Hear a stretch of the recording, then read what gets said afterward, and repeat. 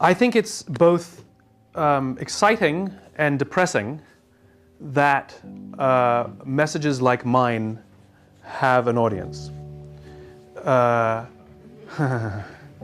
You know, I talk about really simple things like how to be fulfilled, you know, and like how to do things that inspire us, and how to work for a company that sort of gets the best out of us and makes us feel good while they're doing it.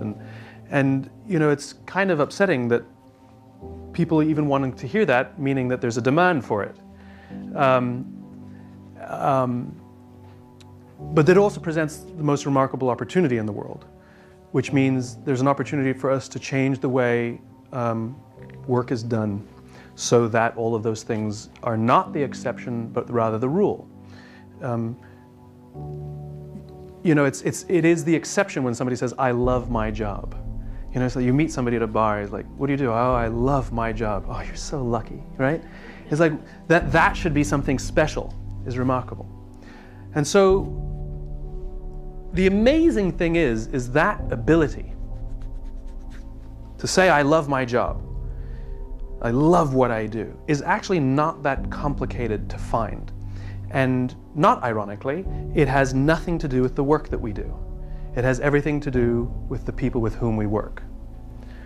And you don't even have to like the people with whom you work. That's the most amazing thing of all.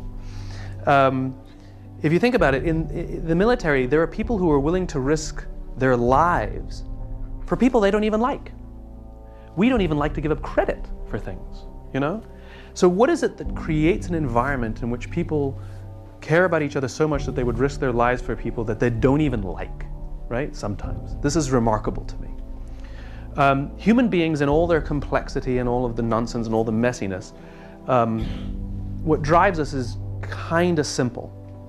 And this is what I like to research and learn about and write about, which is if you understand the very basic mechanics of this machine called the human being, it becomes fairly obvious as to what conditions in which the machine will perform well and in what conditions the machine will not perform well.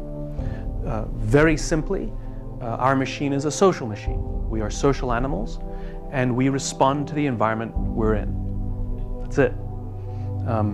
Good people are capable of doing very bad things if they're in the wrong environment. And people who society may have given up on, if you put them in the right environment, are capable of performing remarkable, remarkable things. This is the job of leadership, which is to make that environment. The leader sets the tone, and the tone that is set will determine how we respond accordingly. And again, we are relatively simple in our motivations. If you go back to the Paleolithic era, when Homo sapien first stepped foot on the planet, about 50,000 years ago, there were other hominid species that existed at the same time, but we were the ones that survived. They died. We weren't necessarily the strongest, we weren't necessarily the fastest, and yet we've done quite well. Look at this remarkable world that we've built. One of the huge advantages we had and have is that we are social animals. And things like trust and cooperation are absolutely essential for our survival. They're not just nice ideas, they're absolutely essential. You can imagine why. When we existed, when we lived in populations that never really got bigger than about 150 people, for 40,000 of the 50,000 years we've been on this planet, we never lived in populations bigger than 150 people. I understand scale presents some inherent problems. But you can understand the benefits of the group living. What it meant was I could fall asleep at night and trust that someone in my tribe would watch for danger.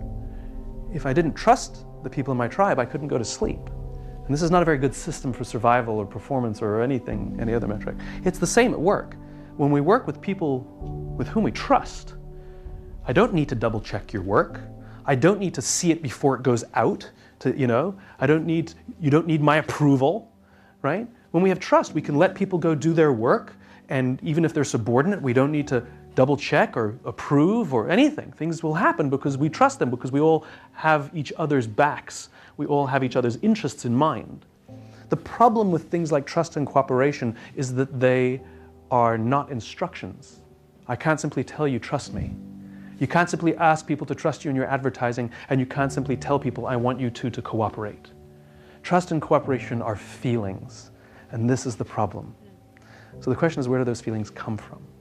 Now again, we are pretty simple in our motivation and our constructions. You can imagine what color should I use? You can imagine what life must have been like in these Paleolithic times. It was a world filled with danger. All of these forces working extremely hard to kill us. Whether it was the weather or lack of resources, saber-toothed tiger, nothing personal, but all of these forces were working together to end our lives. And so, as tribal animals, we worked together and lived and worked amongst people around whom we felt safe. We felt like we belonged. And when we felt safe amongst the people with whom we lived and worked, the natural human response is trust and cooperation. It's just what happens. When we do not feel safe amongst the people with whom we work, however, the natural human inclination is cynicism, paranoia, mistrust, and self-interest. When we do not feel safe amongst the people with whom we work, if our leaders do not make us feel safe, we have no choice but to spend our own time and our own energy to protect ourselves from each other. When we do not fear each other, we naturally work together to face the dangers and seize the opportunities. It's the exact same thing in our modern business world. There are forces that are constant and beyond our control that are working to kill you, right? Maybe I'm exaggerating.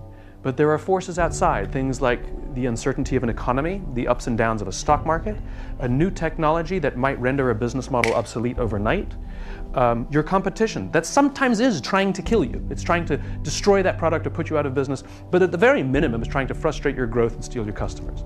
These forces are constant and you have no control over them and never will. The only variable are the conditions inside the organization. And when those conditions are set in a manner that allows us to feel like we can trust and cooperate, we do. This is what leaders are supposed to do. There is an exact definition of leadership, and it is not my opinion.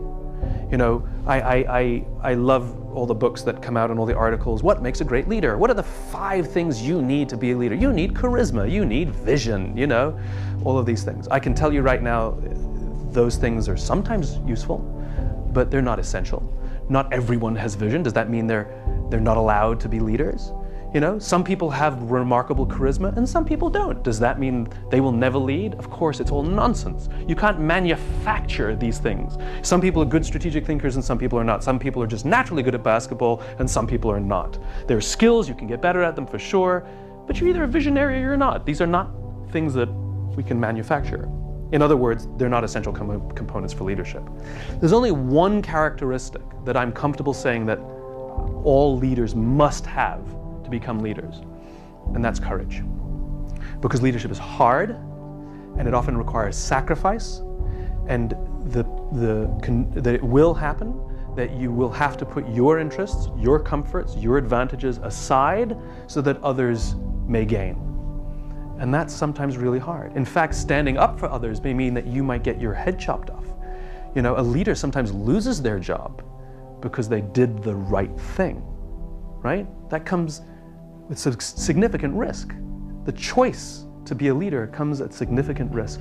And this is why not everyone chooses to be a leader.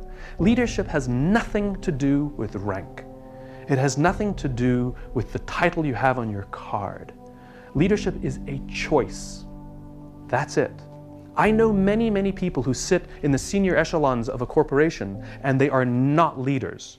They are authorities, and they have authority, and we do what they say because they have authority over us. But we would not follow them. I know many people who sit at the bottom of organizations who have no authority, but they are absolutely leaders.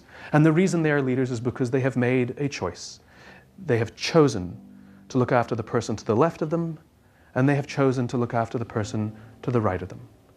It doesn't always mean they have to sacrifice their interests, but when it really counts, sometimes they choose to sacrifice their interests because it's in the interest of the person to the left and to the right of them. This is what leadership is.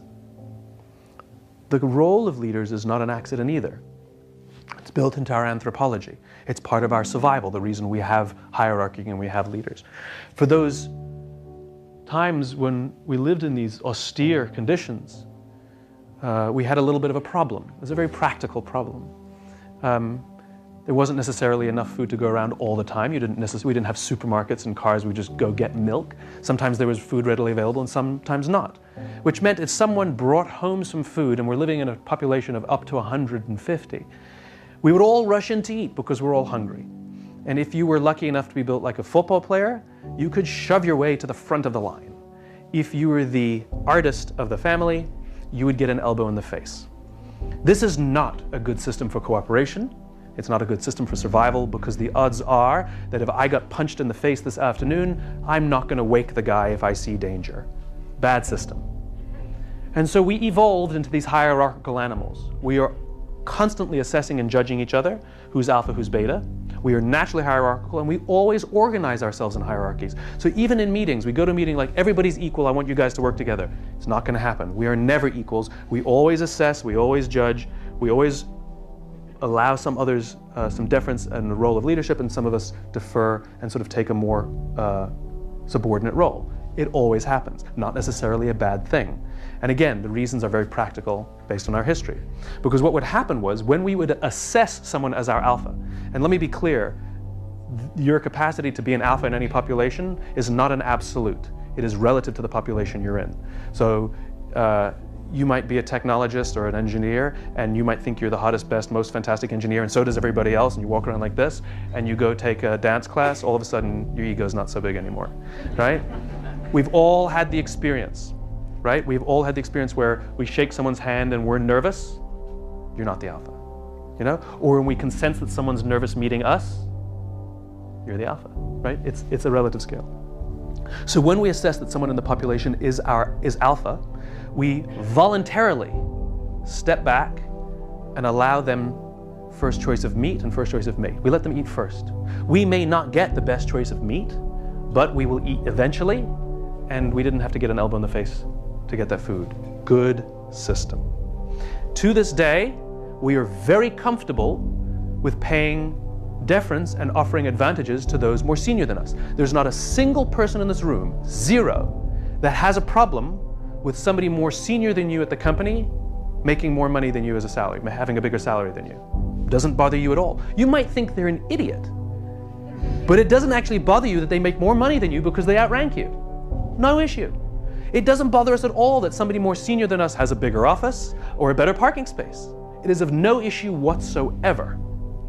In fact, we very often find ourselves deferring to our alphas, doing nice things for our alphas. We open doors for them and call them sir and ma'am and get them tea, and they didn't even ask.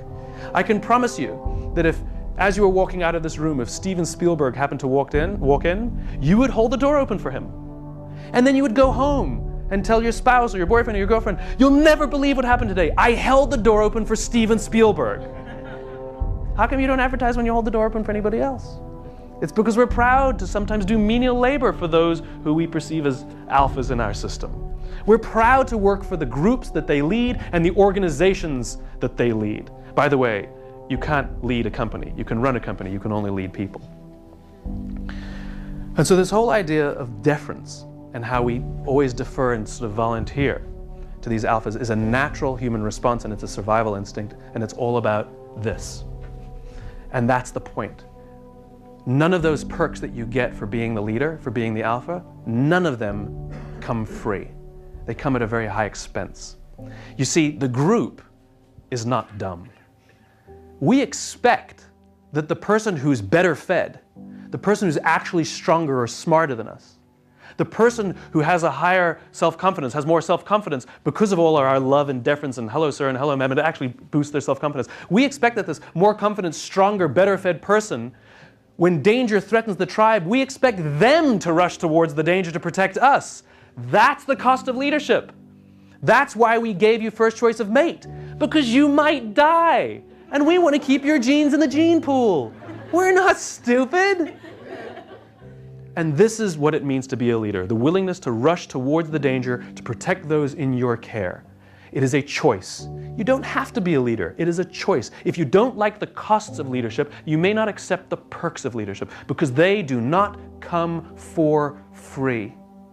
This is the reason why we are so viscerally offended by some of the banking CEOs have these disproportionate salaries and bonus structures. It's not the money that offends us. It's that we know deep inside us that they have violated the very definition of what it means to be a leader. They have accepted all of the perks and bonuses and benefits of being the leader, and yet they're not willing to make any of the sacrifices for the role that they have accepted. In other words, we know that they allowed their people to be sacrificed for them to keep their bonuses and perks and advantages. Worse, sometimes they chose to sacrifice their people to protect their bonuses and their perks. This is what so offends us. It's not the money. If I told you we're going to give a $150 million bonus to Nelson Mandela, does anyone have a problem with that? No. How about a $250 million bonus to Mother Teresa? Got an issue with that? No. It's not the money. It's not the money. It's that leadership is a choice. And in our modern day and age, unfortunately, many of the people who like to call themselves leaders are not leaders at all. They are authorities. That's all they are. And we have to do what they say because they have authority over us, but we would not follow them. And this is a problem. Because when we do not feel that they have our backs, when we do not feel safe working inside their organizations, they force us to spend our time and our energy to protect ourselves from them. And the organization itself suffers. It's what happens. It's ironic to me that organizations like your own, who want to drive innovation and ideas and new ways of thinking, would in the same breath lay people off because they didn't make the numbers in 1 year. You do realize that those two concepts are completely counterproductive. It's like talking to a CEO and I ask, what are your priorities? They say, we have two priorities, innovation and efficiency. Not possible. There is nothing efficient about innovation. Try, fail, try, fail, try, fail, try, fail, try, fail, try, fail, succeed. Not efficient. It takes you throw money to try things out. You can be innovative or you can be efficient. You can be efficient and hope for innovation, and you can be innovative and hope for efficiency. There's always going to be one subordinate to the other. Not bad, not better or worse, but let's not kid ourselves and think that they can be equal grounds. They cannot. It is impossible. But worse, an organization that claims or hopes or desires or aspires to be innovative must, at every expense, commit themselves to the safety of their people. Because only when we feel safe and protected will we voluntarily commit ourselves to the support of each other and the advancement of the vision. There are very simple ways to do this. Here are just a few. Great leaders would never sacrifice the numbers, would never sacrifice the people to save the numbers. Great leaders would sacrifice the numbers to save the people. And so when we live in a day and age where our leaders are so comfortable sending you home to tell your spouse and your kids, I'm sorry, I no longer have an income because the company had to make its numbers for the year. Forget about the people who lost their jobs. What about the people who didn't get laid off? How inspired do you think they feel to come back to work every day? How safe do you think they feel? Do you think we're going to give our best knowing at the next time if the company doesn't make its numbers? By the way, which may or may not have anything to do with us. Remember all of those outside dangers, the ups and downs of technologies, the ups and downs of stock markets, the ups and downs of economies? You think when you have a bad year, you sit your children down and say, kids, it's been a bad year. We have to get rid of one of you. Or worse. Or worse. I got to keep my Mercedes, and so it's either you or the car, and we've picked you. Right? No, we tighten the belt. We work together. We figure out ways to make it happen, to see it through the hard times. We cannot judge the quality of a crew based on how they perform in good times. We judge the quality of the crew by how they perform in rough waters. And unfortunately, we throw our crew overboard when we hit rough waters. What makes them want to commit to see the ships make it through the rough waters? What they do is they sit down and watch their own backs because nobody else is going to watch my back. There is no innovation in a group like that. There is no innovation in a group like that. Backstabbing, idea stealing, plenty of that. Nothing personal, got to look after numero uno. So number one, people come first. Numbers are always subordinate to people. Numbers will not rescue you in hard times, people will. Numbers will not come up with new ideas, people will. Numbers are not innovative, people are. That's number one. Another one which is really, really, really easy is honesty. It's really easy to be honest. Just tell the truth. And if you tell the truth on a regular basis, we will say you have integrity. That's all it means. These are really basic concepts. So for example, if somebody calls and a secretary picks up the phone and says, Dave's on the phone, and you say, tell him I'm not here, you've just sanctioned lying inside your organization. That's what you've done. You have said that when it suits you, even if these lies are small, you may tell lies. That was dishonest. I went to visit Quantico Marine Base, where the Marine Corps selects their officers. And on the day I was there, true story, I was waiting in a conference room for the colonel in charge of OCS to come and give us a briefing on the base about OCS, about the selection process. And he arrived late. Marines don't ever arrive late. And he showed up late. He came in and apologized. He said, I'm sorry, we've had an incident with one of our Marines. So I go, what happened? You know? He said, well, we're considering throwing him out of OCS, which means throwing him out of the Marine Corps. And I'm thinking, what law did he break? What did he do? So I said, what did he do? And the colonel said, he fell asleep on watch. And I said, that's it? He fell asleep on watch in the woods of Virginia. You know? I'm like, you guys are tough. He said, and then he explained. He said, no, you don't understand. He said, when we asked him about it, he denied it. When we asked him about it again, he denied it again. And only when we gave him irrefutable proof did he say, quote, I want to take responsibility for my actions. The problem we have, he said, is we believe you take responsibility for your actions at the time you perform your actions, not at the time you get caught. We have another Marine who fell asleep on watch. He admitted it. He got punished. We have no problem with him. And he went on to explain, he says, you have to understand, I cannot put this Marine in a leadership position where they're responsible for the lives of other Marines, because if they are in a combat situation and his Marines doubt for 1 second that the words coming out of his mouth are anything but the truth, if they believe for 1 second that the words he is speaking are only to make himself look better or cover his own ass, trust will break down in the whole group and people will die. Now, we are not in life and death situations, but the way our minds interpret information that is given to us is in terms of life and death. This is why we don't trust politicians.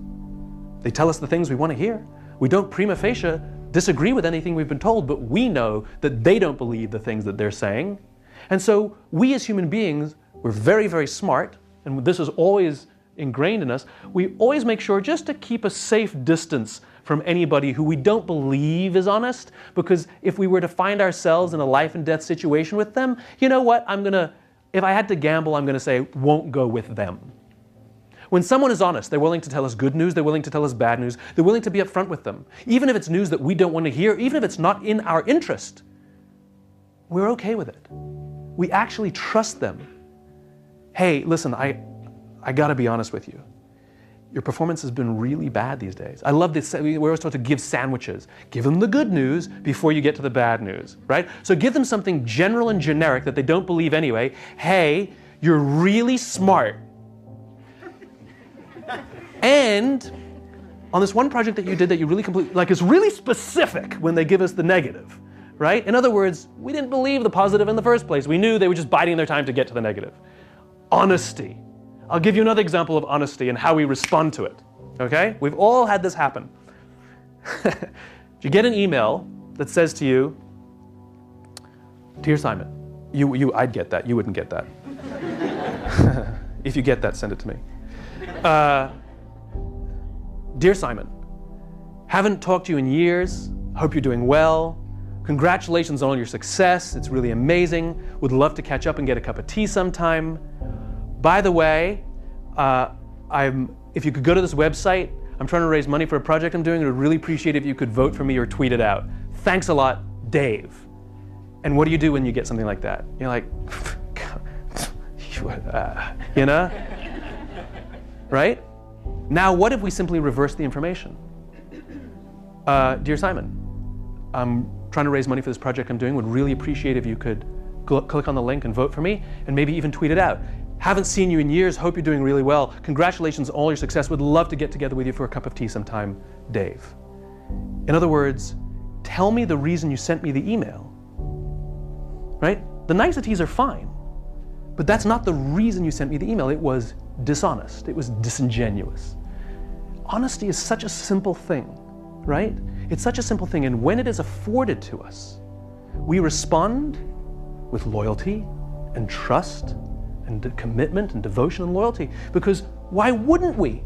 By telling me accurate information, it helps me better survive.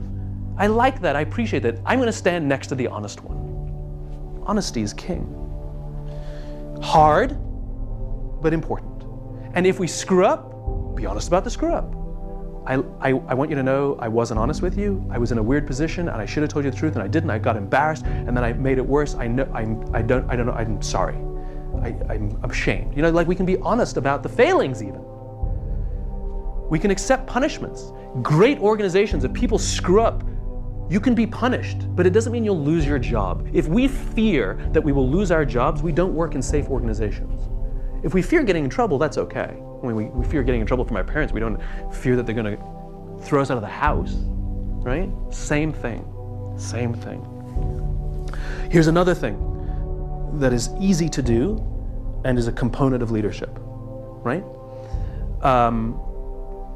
Allowing others to fail. My friend David Marquet, who wrote an amazing book called Turn the Ship Around, check it out, Marquet, was a captain of a submarine, nuclear-powered Los Angeles-class fast attack sub. And Marquet believed, like many of us do, that his credibility as a leader was closely tied to his competence, to his intelligence. You know, we believe that we have to know as much or more than those in our report because this is what gives us credibility as leaders, right? And so, in typical Marquet fashion, when he was assigned to one of the great honors of his career to be captain of his own submarine, the USS Olympia, he spent a year learning every button, every switch, every pipe, every valve of the submarine. He went through the dossiers of his crew. He knew everything about his crew. He was going to be prepared, and he was going to know as much or more than everybody else on board because he was the captain now. He had to, he had no choice. 2 weeks before he took command of the Olympia, he got a phone call that says, yeah, you're not going to be the captain of the Olympia. You're going to be the captain of the Santa Fe. It was a slightly newer submarine, still an Los Angeles-class submarine, but Marquet realized because it was slightly new, some of the things were different. And he didn't want anybody to know that he didn't know everything. And so he kind of kept it to himself and pretended he knew everything.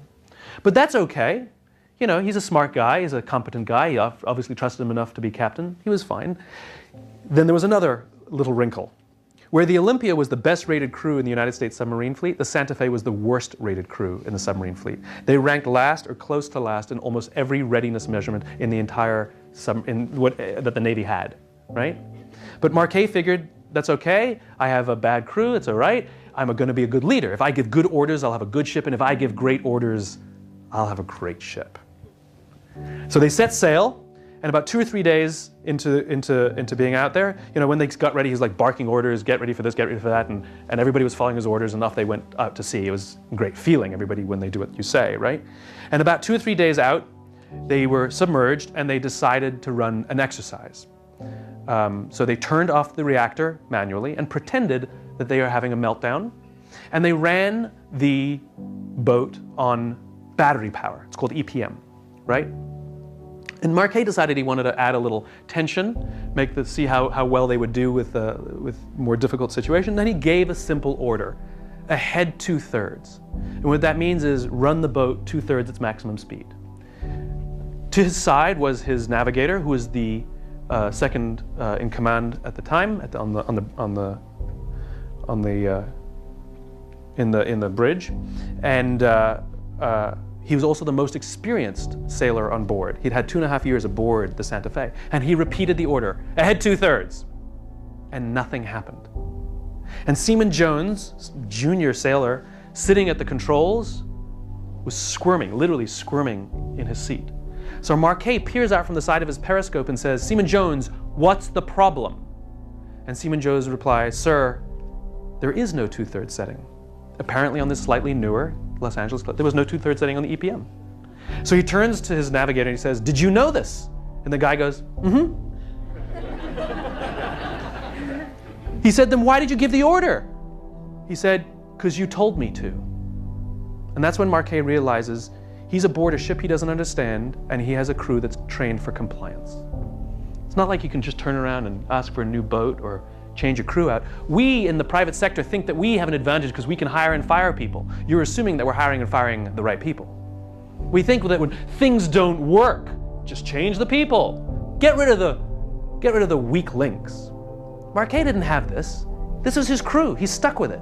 And it's not like in anything else in the world. In submarines, there's no one person who dies. You either all live or you all die. That's it. Those are your options on a submarine. And so Marquet is forced to literally re-examine everything he understands about leadership, because bad things will happen if this is the way it goes. And so one of the things he realized is he had a permission-based society aboard his boat. "Sir, permission to dive to 400 feet. Permission granted. Aye, sir, diving to 400 feet. In other words, all the authority, all of the accountability lies with the person in charge, with the captain. If something goes wrong, the captain allowed it to happen. Marquet banned the words "permission to" aboard his boat, and he replaced them with "I intend to." The hierarchy is not affected at all. The chain of command is not affected at all. The difference is psychological. I intend to dive to 400 feet. All right. All the accountability lies with the person performing the action now. And so what started to happen was people took their jobs more seriously, and they started to ask each other for help because things went wrong. And instead of wanting to get permission from the boss, now, if the boss asked a question, you wanted to be able to have the answer, which means when the boss says, "Did you check the depths?" Sometimes he asked and sometimes he didn't. He said, "Did you check the depths?" "Of course I checked the depths." "What are the depths?" 400. You know? In other words, you could never be caught not knowing before you made a decision. Accountability went up. There are lots of other things that Marquet did, which he talks about in his book. Within a short period of time, the crew of the Santa Fe became the highest rated crew in naval history. Not that year, not the submarine fleet, in naval history. Same people, same equipment. It's not the people, it's the environment. It's always the environment. The people are fine. It's always the environment. And this is what leadership is. One of the things Marquet realized is in most organizations, the people at the top have all of the authority, but none of the information. And the people who are actually performing the jobs have all the information, but none of the authority. And in most organizations, they try to get the information up. No, push the authority down. This is what creates great organizations. And what that does is it makes us feel that our work and our lives have value. We want to be given the opportunity to make mistakes. We want to be given the opportunity to work hard and have responsibility. It feels good to work hard, to have responsibility for something. If somebody else, we've all had the experience, sometimes junior, sometimes senior in our jobs. I can remember in my own career, I used to have a boss who did the opposite. And I would write something, and she would cover it in red pen and tell me to make her changes. And so I'd go make her changes. I'd come back and she'd cover it in red pen and tell me to make her changes. And at some point, I stopped caring about the quality of my first draft because I knew she was just going to change it all to whatever she wanted anyway. No longer felt valuable or valued. As opposed to telling me the macro issues she had. This is not clear. I know what you're trying to say, but it doesn't come across. Try again. Responsibility. Accountability. I remember the first time that somebody gave me accountability. I had to produce something that I had to send out to the client. The norm was to show it to my boss before it went out to the client. Except this time, he decided to leave early. And I said, well, do you want me to email it to you before it goes out? And he goes, no. Good night. Make sure it goes out tonight. Bye. Now I knew what good was, and I knew what had to be done, and guess what? He was fine. And I worked hard. I wanted to do it right. One of the things great leaders do is they allow us to try and fail. And one of the things Mark Hay talks about is the importance of training and the importance of practice and the importance of small projects. Because you can punch a hole in the side of the ship above the waterline and you fix it. It costs some money, whatever. But you do that over and over again so that you don't punch a hole in the side of the ship below the waterline. In training, metrics are supposed to go down because you want people to try hard and fail and find out where the line is. In combat training, you want them to get shot because you want them to find where getting shot happens. You don't want to outscore everybody else in training. It's ridiculous, right? This is the time to push the limits. Or give people little projects that at the worst, think about what we do for a living, right? Nobody here is looking for a cure for cancer or working in an ER. The worst thing we can do, the absolute worst, is lose a multi-billion-dollar corporation some money. And not enough that will get noticed. And if it is enough to get noticed, it won't put you out of business. Like seriously, death and destruction and Armageddon are nowhere to be seen. That's the worst. And so when we have leaders that understand that and allow us to try and fail and understand that if we screw it up, it's okay, the ship's not going to sink, now try again. Let's sit down and talk about maybe what you would like to do differently next time. I want you to learn. I want you to try again. Kind of like what we do with our kids. And that's the final point. The closest analogy I can give to you about what leadership is parenting. Think about what makes a great parent. You know? First of all, not having kids is a better life. You get a bigger house, you take nicer vacations, you can get the car you want, not the car you have to get, right?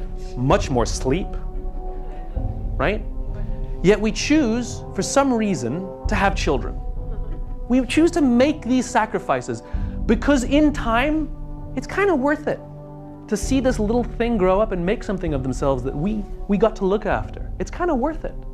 The problem with leadership, the problem with parenting, is they're both like exercise, is they cannot be measured in small, discrete chunks. I can give you a compelling presentation about the importance of exercise and it'll change your life and improve the quality of your life and help you live longer. And you'll believe me and you'll go to the gym and you'll come back and you'll look in the mirror and you will see nothing. But you go the next day and you will come back and you will look in the mirror and you will see nothing. And worse, you're in pain. And so you have no metrics to show there's any value to anything I've told you, so you stop. But if you can stick with it, after 3 months, you look at an old picture of yourself and you're like, I can't believe I ever looked like that. I can't believe it. Leadership and parenting are the same. You have no idea if you're being a good parent on a daily basis. None. In fact, sometimes you're a bad parent. But you kind of have a sense of what it should be and you stick with it. And there are these little glimmers that you get that make you proud that you're kind of doing the right thing and that the sacrifice is worth it. Like the little things that the kids do. But you won't actually see a return on your investment for like 30 years. You know, some of our parents are still waiting for us. Right? Leadership is the same. I have no way of measuring that you're being a good leader on a daily basis. Even the best leaders are sometimes terrible leaders on a daily basis. There's no good metric. The problem is it's very hard to measure in short, discrete packets, but it's very easy to measure over distance, over time. That's the problem. Good leadership is obvious. You've measured in things like churn. You know, what's the average lifespan of your employees? I love reading all these reports that say, well, the trend is that people are spending less and less time at their jobs now, and maybe it's because they're looking for more adventure. No, it's because they don't feel safe, and why would they stick around? There's no loyalty. It's not a good trend. It's a symptom. Parenting. Think about what a great parent is. A great parent is willing to sacrifice, give of themselves, discipline when necessary, provide opportunities, provide education. Also, this young little thing can grow up and achieve more than they thought they ever could for themselves. What's a great leader? Somebody who's willing to sacrifice and give of themselves and provide opportunities, education, discipline when necessary, sometimes help them up, sometimes make them get up themselves, all so they'll grow up and build confidence and achieve things I couldn't even achieve for myself. Same thing. There's a photograph in the New York Times a bunch of months ago. Do you remember those shootings in Kenya? And the amazing thing was there was a photographer who was on the scene. Usually we see the aftermath, right? And this particular one, there was a photographer in the mall. And so we got to see pictures of what was going on. And there's one photograph, you can look it up, it's online. There's one photo, Taylor Hicks is the photographer's name, not the same Taylor Hicks. There's a photograph of a mother lying on top of her child. Okay, now think about that. At the sound of a gun, it's a mother's instinct to throw herself onto her child, potentially risking her own life to ensure that the life of this young, precious thing will survive her. Now, on other days, mom gets to do what mom says because I'm the mom. And sometimes mom takes the liberties and enjoys the liberties of being the leader and being the one in charge. But when it matters, when the child's life, survival are at stake, there's no question what a good mother does. They throw themselves on top of their child, no question asked, even at personal sacrifice. That's called leadership. That's what our leaders do. They can enjoy the trappings, enjoy the perks, enjoy the parking spaces, enjoy the money. Nobody says you have to give them up. In fact, we would be upset if you gave them up because it's our pleasure to do these things for you. You know, can you imagine if Steven Spielberg, you made him a cup of coffee, he said, I can make my own cup. It actually would feel bad. Like we want to do these things. It brings us joy to do these things. Just like it brings our kids joy to make us proud, and it gives us joy to make our leaders proud. We want to do right by them. But we do so with the knowledge that they would sacrifice themselves for us. Back in the Marine Corps, this idea of leadership is viewed as a responsibility, not as a rank. You will never hear these words spoken in the Marines. You will never hear the words, I am a leader. I believe I have what it takes to be a leader. I aspire to be a leader. Those words do not exist. Here are the words they speak. I am a leader of Marines. I believe I have what it takes to be a leader of Marines. I aspire to be a good leader of Marines. In their own vernacular, they view leadership as a responsibility to another human being and not a rank to be attained. It's the same for us. You're not a leader. You're a leader of people. And to say I am a leader is false. I'm a leader of people. I aspire to be a leader of people. I believe I have what it takes to be a leader of people. I want to be the best leader of people I can possibly be. And we are reminded every time we speak the words that our responsibility is to another person. Like the word parent. I am a parent. Inherent in that word is that there's a child. You can't call yourself a parent without a child. I'm a parent of a child. It comes with certain responsibilities inherent, as does leadership. And so this manifests in some funny ways in the Marine Corps. If you go to any chow hall anywhere in the world, on any Marine base, what you will see is they will line up in rank order during chow time. Most junior man eats first, most senior man eats last. It is not in any rule book, and no one tells them they have to. It happens organically because of the way they simply view the responsibility of leadership. That I, as the leader, like a parent, would let my child eat before I eat. That's just what we do. And so that's one of the ways it shows up.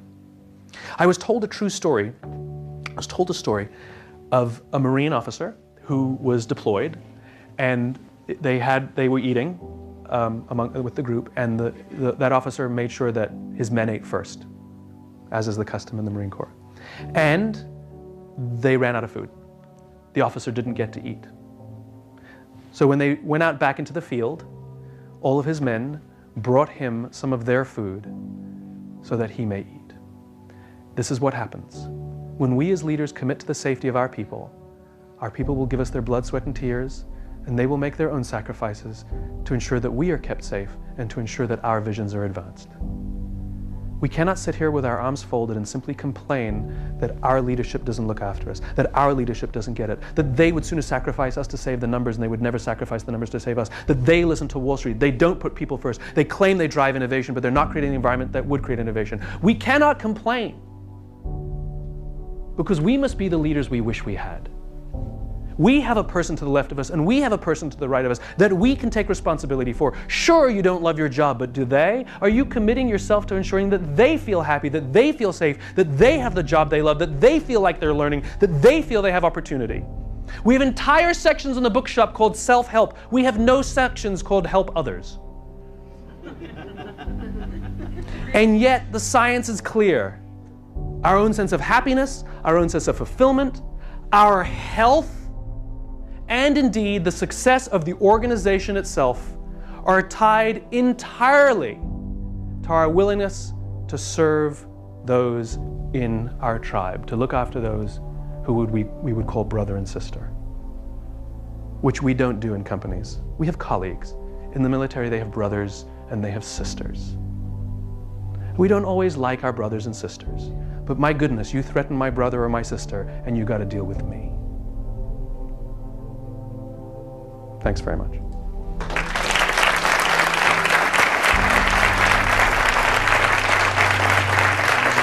Thank you.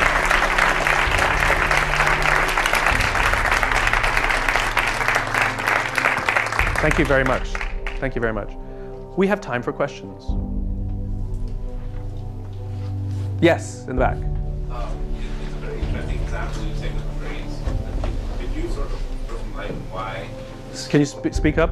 Could you throw some light on why organizations like the armed forces, which have very low tolerance for challenging authority, have such great leaders, as opposed to corporations where there is a potential to challenge authority, yet the quality of leadership isn't as high? So the question was, why is it that the military has great leaders where they have low tolerance for challenging authority, where in corporations where we have culture of challenging authority, we seem to lack good leaders, or there seems to be a dwindling number? When you talk about challenging authority, what are you talking about? You know, when we're talking about challenging conventional thoughts and conventional ideas, when we're talking about taking responsibility, in the military, and especially in the Marines, they're expected and they're taught to think for themselves. And the idea of hierarchy is very much geared to something they call commander's intent, right? In other words, the commander tells us what they need to achieve, but they will not meddle in how it will be achieved. The problem in our corporations is we're told what they want to achieve and how we're going to do it. And so the opportunity to challenge authority is obvious, is because you're giving us something to challenge. Whereas in a well-running unit, the commander will say, I need to take that hill. And it's for the lower level leadership to figure out how to take that hill. And then it's for the level of leadership beneath that to figure out, okay, this is how we're going to do our component of it. And so there's a lot of respect given to the layers of leadership. Here, not so much. By here, I mean corporations, not so much. And so it also goes to the concept of humility. The best definition of humility I ever heard was given by Bob Gaylor, the former Chief Master Sergeant of the Air Force. He said, do not confuse humility with meekness. Humility is being open to the ideas of others. And I love that. You know, you can have the biggest ego in the room. Being humble is not like, oh no, it's not me. You know, that's not humble. Humble is when somebody says, I got an idea, you go, let's hear it. And actually be willing to hear what they have to say. That's humility. And so great leaders have the humility that they may not have all the answers and they don't know how to get there. And it also goes to a question of priorities, right?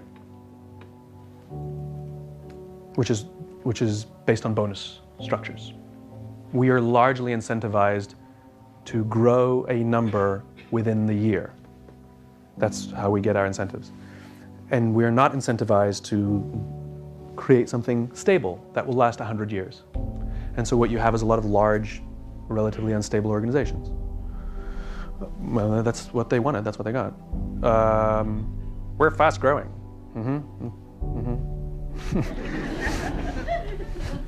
Awesome.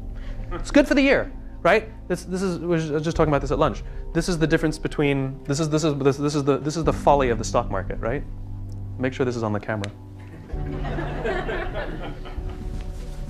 I'll make sure it's on the camera. Do it in the middle. Okay. This, if you look at like General Electric in the 80s and 90s, this is what their stock chart looks like. So if you were lucky enough to sell at the right time, you would have made, I don't know, 1,800% on your money, if you invested in the early 80s. This is not investing. This is gambling. This is investing.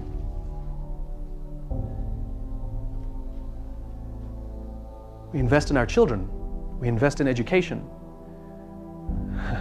Right? We invest in something that we don't see the result in a year. Gambling is about hope. I hope this works out. It's about betting. I bet on your new product. I bet on your new CEO. I bet on your reorg. I bet on your acquisition. I invested in you because I hope that that decision that you just made today, I bet it's going to work. Oh. Costco was criticized by Wall Street year after year after year by stupidly prioritizing employees and customers and ignoring the shareholder. If you had invested $1 in General Electric and $1 in Costco the day Costco went public, which was December of 1985, you would have, compared to today, you would have enjoyed a 600% return on your investment in General Electric. You would have enjoyed a 600% return on your investment in the S&P 500. And you would have enjoyed a 1,200% return on your investment in Costco. That's investing. If you were lucky enough to get out of GE at the right time, you would have made a little more. But that's not investing, that's gambling. I got no issue with it. I got no issue with gambling, and I got no issue with taking bets. Just call it like it is. We're betting versus we're investing. So if we're saying we're doing something for our shareholders, we don't have shareholders anymore, we have share squatters, right? Think about it. Just let's think about this for 1 second. We're going to take counsel from a disinterested outside party that when we do well, they'll invest in us anyway, and if we do badly, they're not loyal and they're not going to stick with us.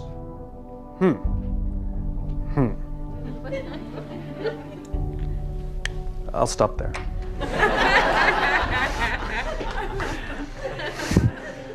And the joke is, that's better for the shareholder. And it's stable. And it's innovative. And people love working there. And they look after each other. And they don't spend tons of money on churn because nobody quits. It's good. Forget about idealism. Forget about soapboxes. I'm talking business. I'm talking the free market. This is better for the free market. But I digress. Yes. To interrupt your flow. No, I know. So a couple weeks ago, we had theoretical physicist Michio Kaku come here as well. Cool. Yeah, it was awesome. Talked a lot about the intersection of brain-machine interfaces, and I was wondering, based on your 99U talk, where you focus a lot more kind of on the neurobiological reasons why these things happen, where do you see kind of the future of that going? Will we evolve as companies to be better and figure out if we can actually see scientifically what's happening, or do you think we'll kind of continue to face these same problems? Oh, such hubris. Yeah, we're not that smart. I love, companies do competitive analyses, and yet it's the competition they didn't see that always gets them. It's the unsuspecting technology they didn't even know existed that comes up. MySpace was busy studying Friendster when Facebook showed up. Out of nowhere, right? And so we don't know. That's the point. We're so proud to believe that we've considered everything. The space shuttle blew up because of a bolt. Okay? Things go wrong all the time because of one idiot decision about somebody who didn't see something. Like the housing crisis, mortgage-backed securities. The actuaries said that these have a 99% chance of success. Because the 1% chance that the whole housing market would collapse at one time. So there was no plan for that 1% chance because it wasn't. That's the point. It's hubris. The human animal, this machine, is a legacy machine living in a very modern world. Nothing about us has changed in 50,000 years. Zippo. The way we interpret information, the way we make decisions, our drive to try and form trusting cooperative relationships, our need to feel safe, to feel valuable, to feel like we belong, all here it is. And yet we're forced to operate in a very, very different environment. And it produces some inherent problems. I've forgotten his name, but he's a really great biologist he was explaining how back in those Paleolithic times, you know what the average life expectancy was? About 80 85, 90, and there was no cancer, and there was no diabetes, and there was no heart disease. It was only with the rise of scale and industrialization, well, farming, farming did all the problems start to arise. And so we think that we're so advanced because we live to like 74 now, where in the Renaissance they died at like 35, right? But what we completely miss is that the ages were good and they went like this because we started short-circuiting this machine. And so now we've been able to compensate for some of the short circuits naturally and with medicines and things like that. But if we actually live good lives, where we have longer, trusting, beautiful relationships, happier people live longer. People who are in relationships live longer than single people. We're social animals. We need each other, right? So my belief is that no matter how smart we think we are, no matter how integrated we can make the human being in the computer, there is something that we won't see that will catch us by surprise, and it will break. All of this chips implanted in brains and stuff, I think it's cool. It won't work.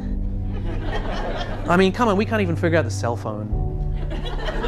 It's pretty imperfect technology. My Bluetooth thing doesn't really work, so I don't really bother with it.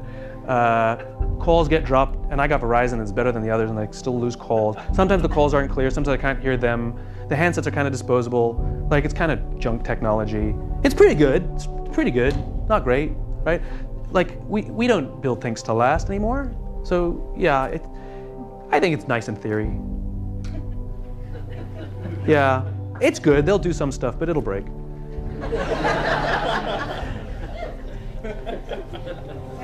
So, it's pretty easy, I guess, to identify if your team or organization is safe once you're there. Yeah. But when you're looking for a new team or looking for, changing Yeah. jobs to another org, how do you identify if that place is a safe place? So the question was, it's pretty easy to identify if your team is safe when you're in it, but if you need to change teams, how do you identify if it's safe?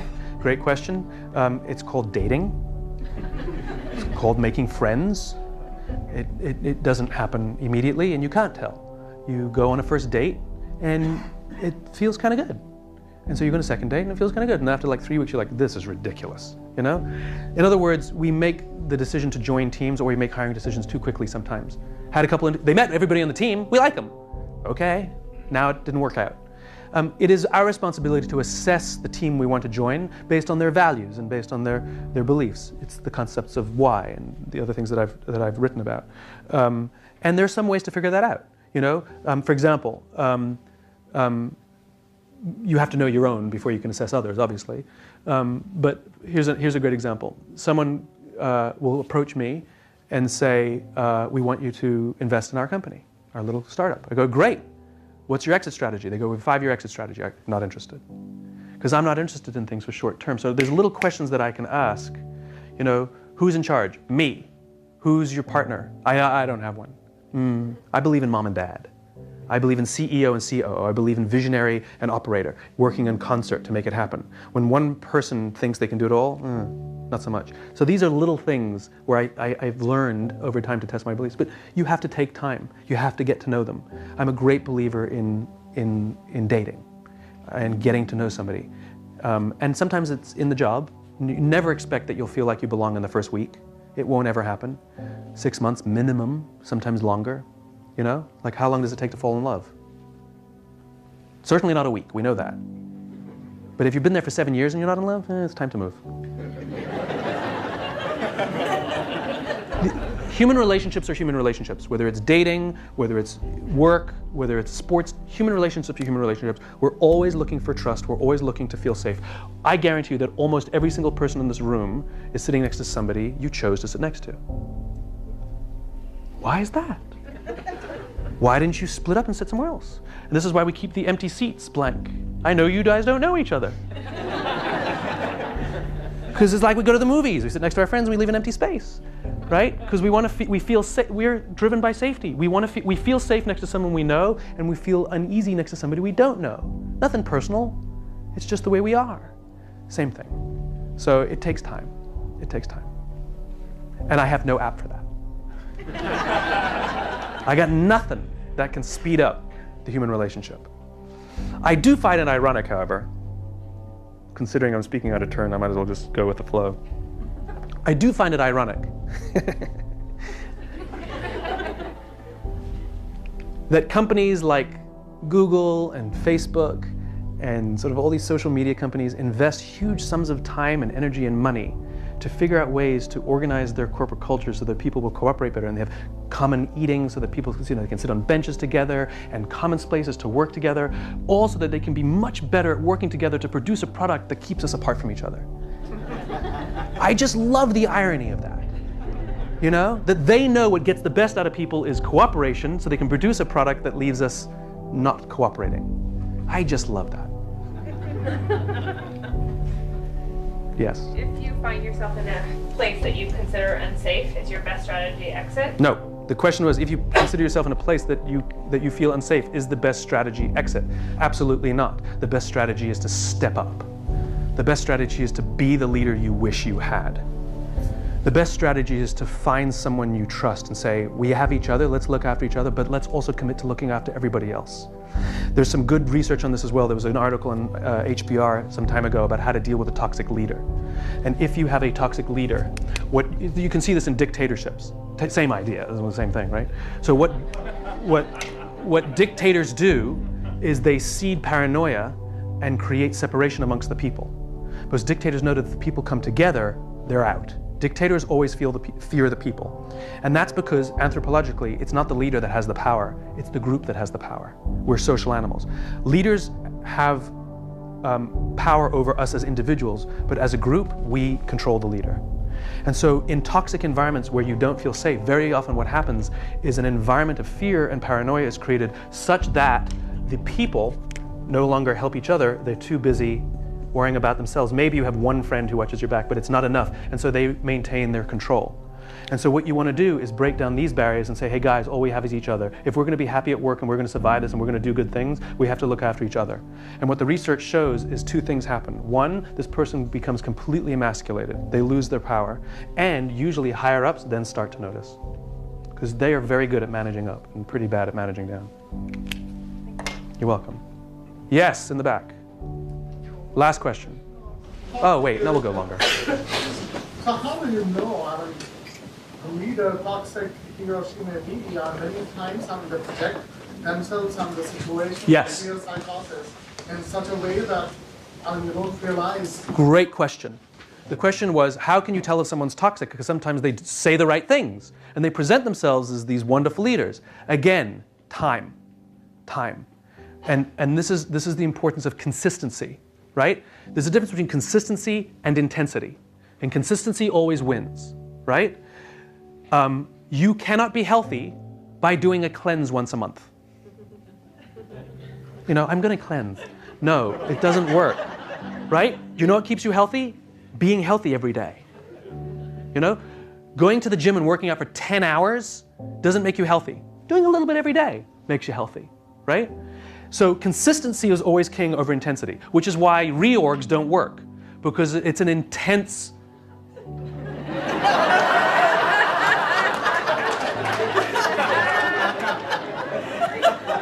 Touch a nerve, did I? Reorgs, we end up fearing the reorg. And they end up doing all these PowerPoints and bringing in all these outsiders to tell us how much better it's going to be, and we all go, okay. And then they end up spending all of their time trying to convince us that it's good. It doesn't work, because then we end up, it's like moving a bulldozer towards a brick wall, because we need to move the brick wall from here to there. The bulldozer is the reorg. We're the brick wall. Yeah, I know we need to move over there, and I'm sure this might work, but I just see a bulldozer coming, not feeling very cooperative. However, if somebody says, look, slowly is how we're going to do it, and we don't expect everybody to make the change, but we're going to take a couple people who want to volunteer. It might not work out. If you want to volunteer and be an early adopter, we're going to try, and we take 1 brick, and then we take 2 bricks, and then we take 4 bricks, and we have a small wall and a few people who are kind of naysayers who go, oh, I guess it will work, we'll try too. And before you know it, you move the whole wall and you can't move back again because it's now the new norm. That's how change is supposed to happen. I don't believe in revolution, which is what reorgs are. They're sudden, they're usually a lot of upheaval. I believe in evolution, of which the results can be revolutionary. So, yeah. What was the question? Oh! When they say and do the right thing. Okay. I like my little aside though. It goes back to the original thing. Consistency. That's right. I remember what I was going to say. Consistency, right? Which is, you cannot tell if someone's a good leader by something they said once, or did once, or twice, or 3 times. Now you can kind of tell.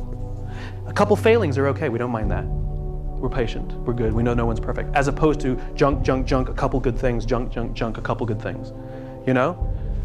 Consistency is what will make our decisions. And we're very, very attuned social animals. We're highly, highly, highly sophisticated social animals. And you kind of go, yeah, I guess he said all the right things. Like if you have that kind of sense, the odds are they're probably just saying the things you want to hear. And I agree, a lot of leaders say the right things, but the question is, will they do the right things? And the only way to truly test if they'll do the right things is when their ass is on the line, when their bonus is on the line, when their reputation on the line, when their life is on the line. Will they save themselves or will they save us? That's the best test of all.